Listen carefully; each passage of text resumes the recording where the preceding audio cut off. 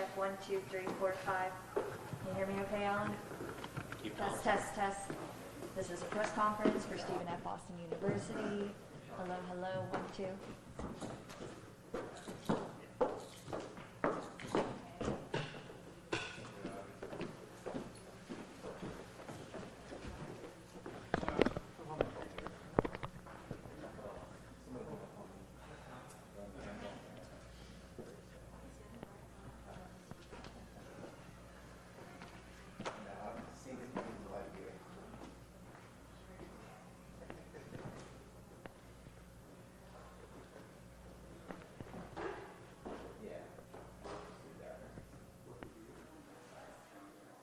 This is the SFA press conference.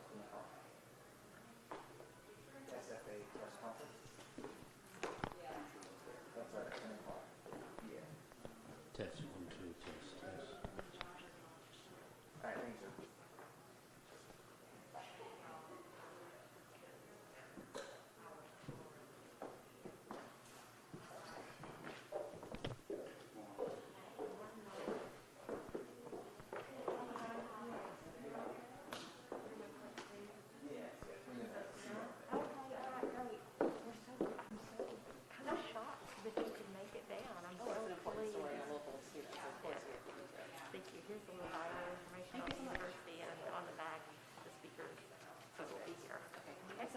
Thank you for being here.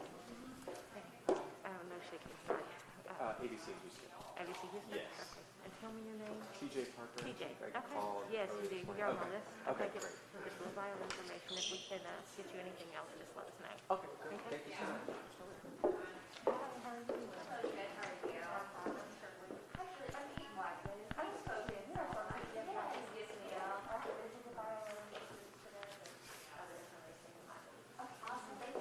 are you?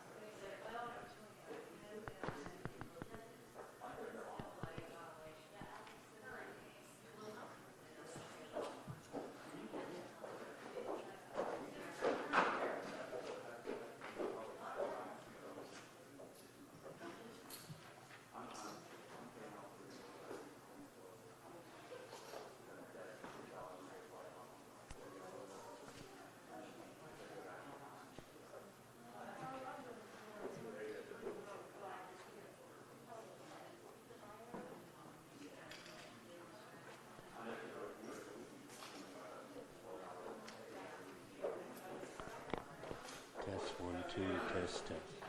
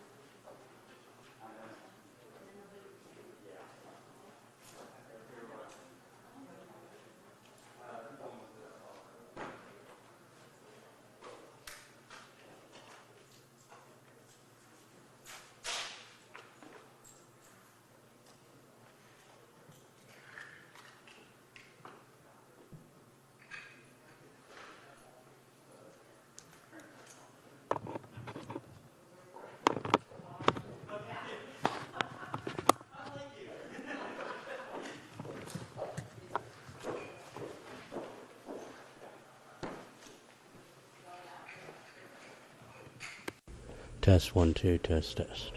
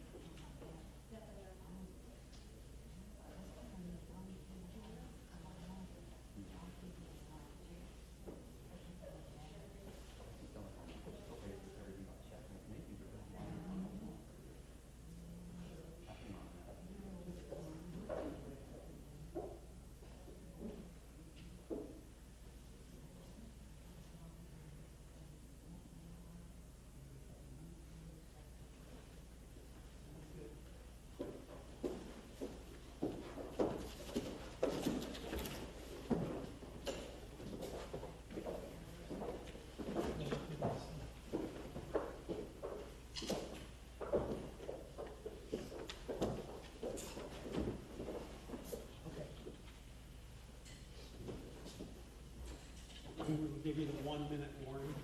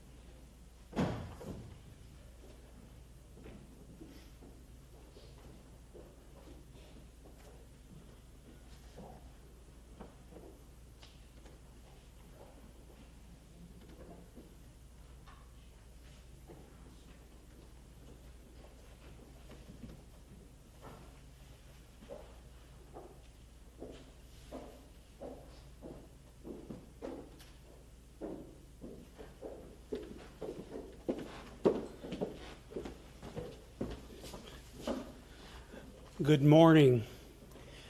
I am Dr. Scott Gordon, President of Stephen F. Austin State University, and I want to thank you for being here today. I hope this press conference will begin to answer many of the questions that people have about this case.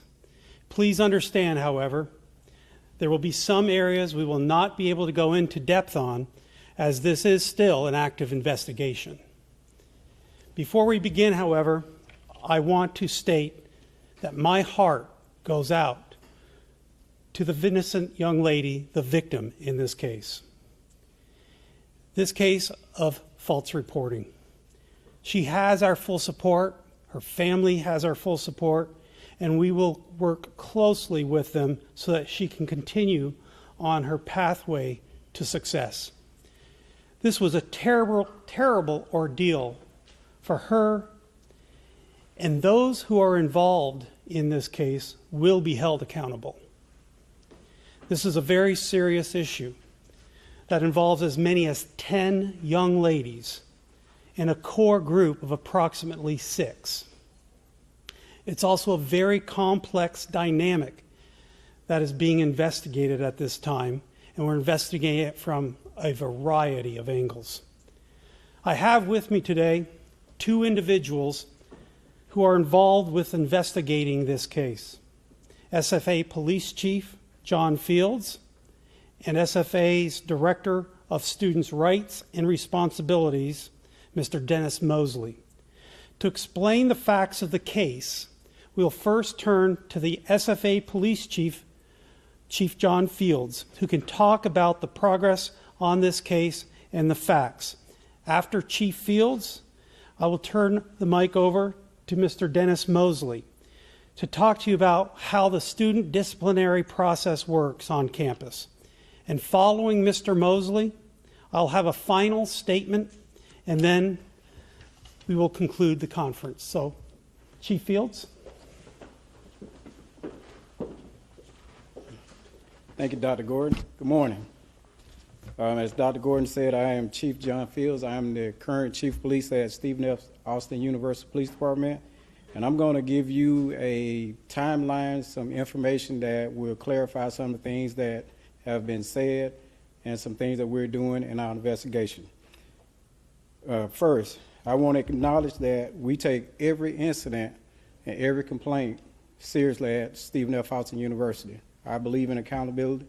I've been in higher education for 14 years, and this is something that I have compassion for. We have provided resources for Ms. Evans. We continue to gather permanent information to the case. The incident has been perceived as racial in motive, but I can assure you that's far from that. I can assure you it's not racial. It's far from that. The investigation evidence has identified the core group that Dr. Gordon mentioned, 3 black females and 3 white Caucasian females. All students appear to be willing associates up until that incident. But what I'm saying is they have been together, they have been associated with each other up until that particular incident. Our cameras interviews, social media posts that we ascertained from the investigation proves and supports the evidence that we've been gathering. I'm going to give you a timeline. The CA called the University Police Department. So I want to make sure I debunk that theory about the suspects or the students involved called the police department. It was not the students involved. It was actually the CA, which is the community assistant in the residence hall. So it wasn't the students that called the police department and gave the actual false report. The call, the ongoing incident is going on right now, possible threats made to the resident about Scissors killing. That was the gist of the call. The resident has been making threats to other residents about how she's going to shank them with scissors. Now one of the residents having a manic episode. Officers were dispatched based on the threat level called into University Police Department. Keep in mind that our officers are trained to respond to the incident, and the threat level was that a student was possibly being stabbed, potentially being stabbed, and can be killed. They responded within policy of what they were trained to do. Officers arrived on scene and were directed to room 116. The call was for room 103, which was the student that had the manic attack. The officers were then rerouted to room 116, which Christin Evans is in that room. And two of the young ladies that talked to the CA are also Mrs. Evans' roommates. Officers knocked on the door 4 times. They knocked on Miss Evans' door 4 times. The suite mate on the other side, they did not go inside Miss Evans' door, weren't able to get in. They went inside. The suite mate let them in through her door. They came through her bathroom door, and that's how they made the entry. Only one officer had a weapon unholstered, and his weapon was it was night, no lights on in the room, and he had a light on his weapon. At no time was he intentionally trying to point at the subject. The other officer, there were 3 officers, keep in mind, the other officer had his taser ready. The third officer did not unholster taser or weapon. Once they found Miss Evans in bed, the threat was de-escalated. At no time was there any time that the officer were unprofessional in dealing with Miss Evans. She was asked to come outside the room, and they had a conversation. And that part will be justified in the body cameras. And speaking of the body cameras, we have asked for the parents to give us permission to release the body camera. Once that's released, then everyone will see exactly what happened. So I want to reiterate, at no time did we go inside the room like the Wild Wild West, like it's been presented in the media and some of the other social media posts. The officers were always professional, and they had a conversation with her. And at that time, we started the process of providing her with the resources she needed from the university. In conclusion, the information was that we have, there's 2 processes in the university judicial process. You have the criminal portion, and you also have the student rights portion. They work simultaneously. Mr. Dennis Moses, our student rights director, that information has been passed on to him, and he will proceed through process, because you got to think about it. You have to give people that are accused due justice. They got to have due justice, and when we're doing the case, same thing with us. We're continuing the case. It's ongoing. We're doing a criminal investigation case. Once we're finished, we're going to present our case to the local DA's office, and then they will determine if there are charges or not.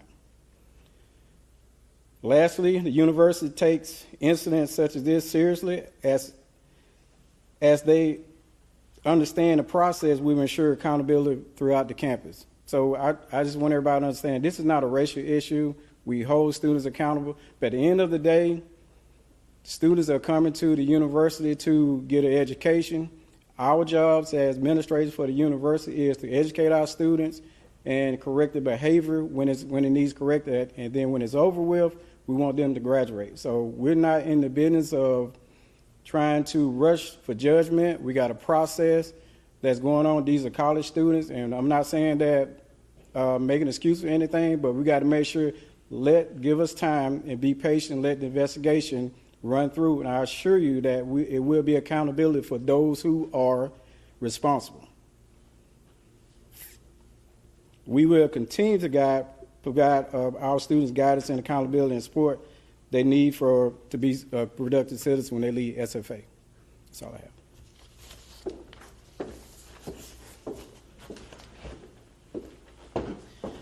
Thank you, Chief Fields. I'd like to now turn the microphone over to Mr. Dennis Mosley, our Director of Student Rights and Responsibilities.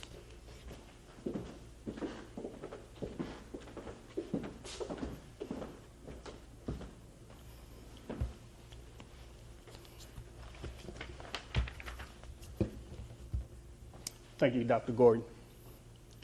Good morning. My name is Dennis Mosley.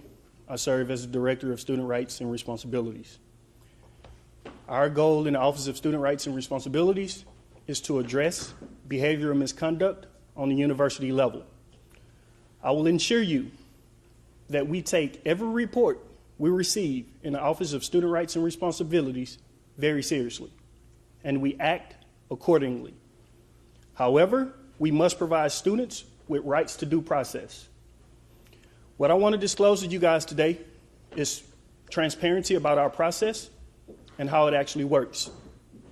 However, according to the Family Educational Rights and Privacy Act, I will not disclose any details of the specific case. I will only disclose our process. Firstly, once we receive a report, we reach out to all involved parties that name has been mentioned in a report we received with notice.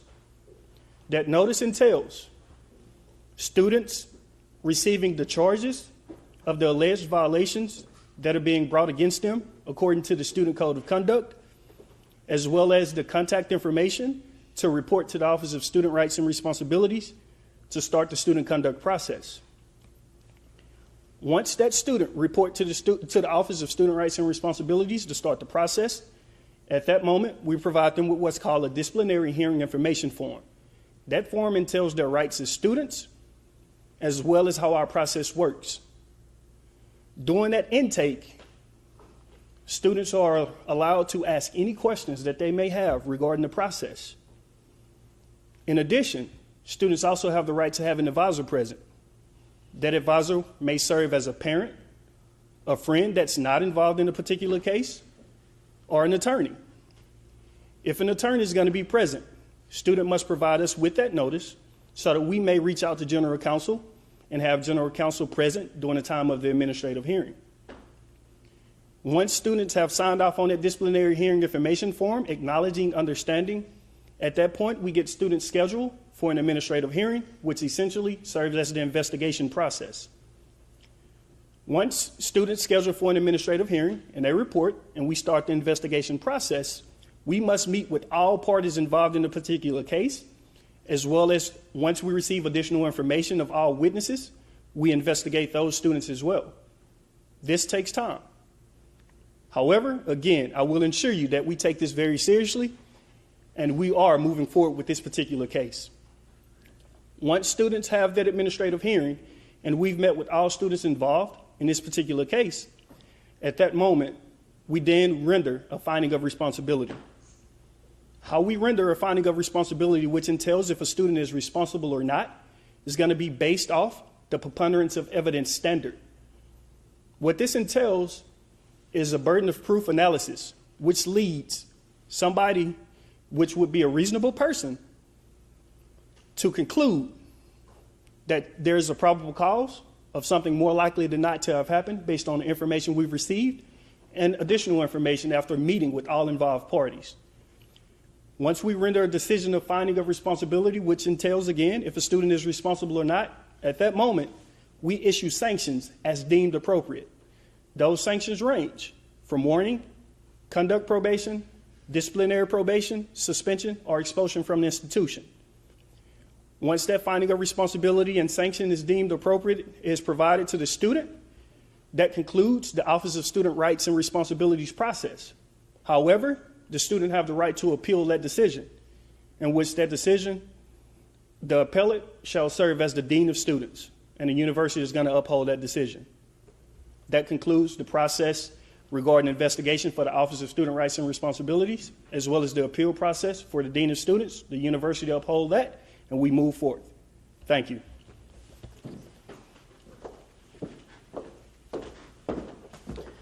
Thank you, Dennis.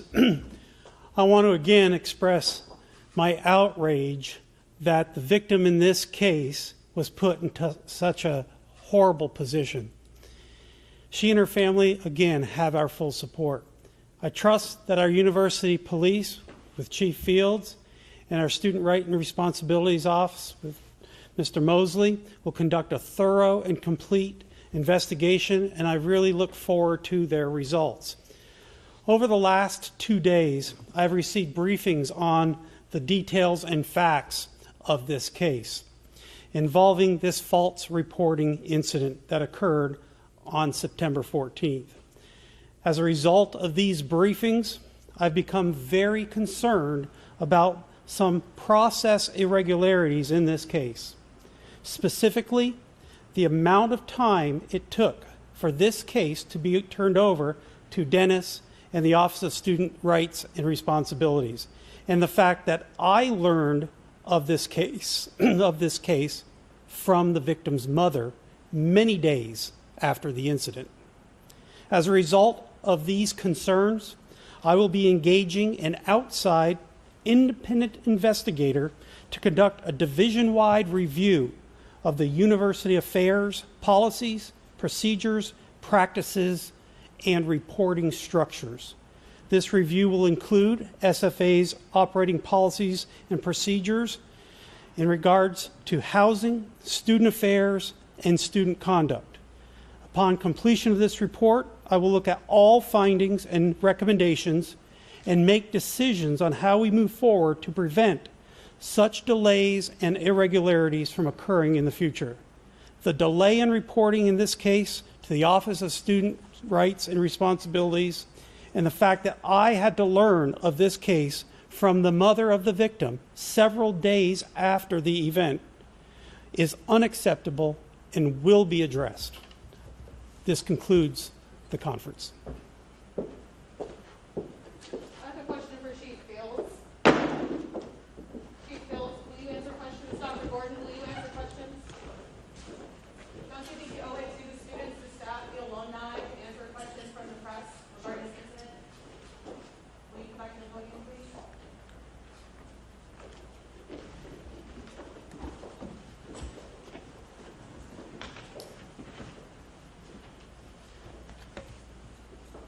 Chief Fields, it was a bit unclear. Could you walk us through exactly what happened when your officers arrived at the dorm? What did they encounter when they walked into that room? When they walked into the room, when they arrived at the dorm, they were dispatched to room 103. When they got to room 103, they were redirected to room 116. So that was the second. Who told them to go to room 116? The CA and, from my understanding, the CA and the people that were in the hallway. Who were the people in the hallway? Her roommates? Her roommates. Okay. The 3 white roommates, is that correct? No, two white roommates, Okay. and 1 African American female. Not a roommate? Not a roommate, Okay. cheermate. What did they tell you had happened? What did they tell What was me? I going told the on? investigator. What did they tell the investigators? Yes. They told the investigator that what I said earlier, that there was a possible scissors threatened incident, that one of the students possibly is going to be killed. So That's when you got there to the room, did your officers see anyone who was injured or harmed? when they got to the room. No, the room was dark, and when they found out, When they got to the 2 roommates, the 3 people in total, were any of them harmed or injured? no. They were told that this was not the room that the incident was involved, and they redirected to another room, where the supposedly incident was taking place. You said your officers knocked 4 times Yes, and they got no answer, no answer. and then they were led into the room by a suite mate? Yes. And what did they see when they walked into the room? the room was dark, and they had flashlights. And once they realized that Mrs. Evans was in bed and the lights were turned on, they de-escalated the situation, asked her to come out in the hallway, and they consulted with her and asked her about what was going on also. That's when the investigation started with them. And you said Miss Evans was in bed. Yes. Was she clearly asleep? Yes. And that comes from the investigation. That's what we found out. And keep in mind, when the officer responded, they responded on what they knew. We didn't know what was going on until the investigation took place. So that's why we found out all the details now. But when they responded on what they were dispatched to, possible stabbing or killing with scissors. So that's, in their mind, that's what they were responding to. But they didn't hear any sounds of anyone being injured. No, but you got to trust and verify. So they got there and they didn't hear anything. No. Okay. No one was being stabbed. Didn't know that until they got into the room. Can't assume, you got to trust and verify. So one officer had a weapon unholstered, you said? Yes, Okay. Walking into a dark room with lights. with a flashlight. Yes.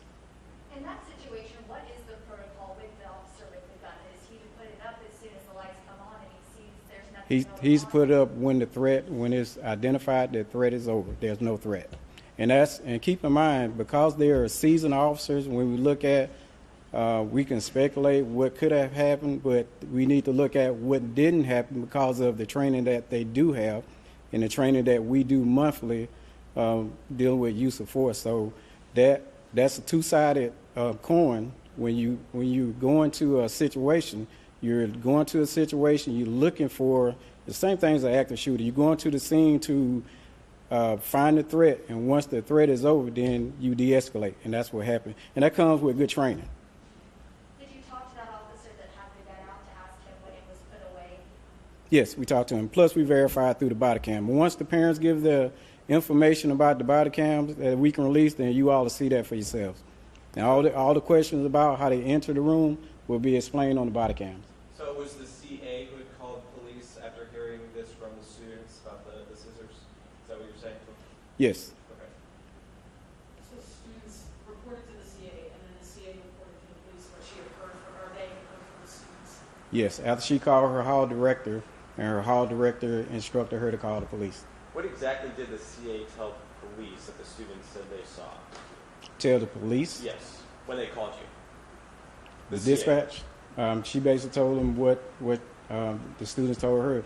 They told her that Mrs. Evans had some scissors and she was going to stab another student. Is it the CA's responsibility, I guess, to kind of verify that before they make the call, I guess? Or I don't know what policies are in regards to CAs within the university, but That's it seems like a claim. It seems like a crazy claim before you call police about that, right? That's something that we're looking into, and like Dr. Gordon said, looking at policies and making sure that they're updated and making sure that training.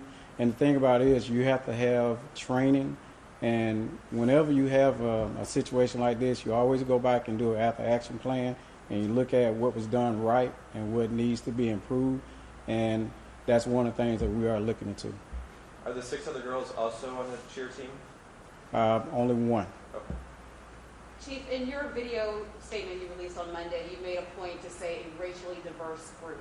Yes. And again, just this morning, you're saying racially diverse and that it was not racially motivated. So 2 questions. What is the breakdown of the number of girls racially?